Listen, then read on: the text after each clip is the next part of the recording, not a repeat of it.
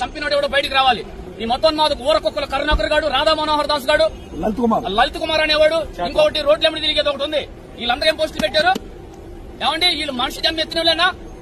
వాళ్ళ మనుషులకు పుట్టిన వాళ్ళేనా? వాళ్ళు చనిపోతే ఎగతాళిక పోస్టులు పెట్టారు. ఒరే మొత్తం ఊరకొక్కలారా, ఒక్కను చంపితే 1000 మంది లెగుస్తుంది క్రైస్తవులని ఎదవాళ్ళారా. మీరు మొరగటానికి వెనక ఎవడో కావాలరా? మీకు మేము అరవటానికి క్రీస్తు దాలరా? గ్రంథం బైబుల్. మీరు చంపుతారని తెలిసి కూడా బయటికి తిరిగి తెలియదంట మా మొగతనం, మా దమ్మున్నతనం. పగడాల ప్రవీణ్ గారు ఒక్కడే వచ్చారంటే ఏందో తెలుసా? క్రీస్తురా దమ్మ. నువ్వు పైన చూసి రావాలరా, నీ వెనక ఎవడో ఉంటే రావు. నువ్వు మగవాడు అప్పుడు గుర్తవుతావురా? మేము భర్త మగవాళ్ళమే. బాప్టిజం పొందిన తర్వాత మా కొరకు చస్తే క్రీస్తు కొరకు, బ్రతికితే క్రీస్తు కొరకరా.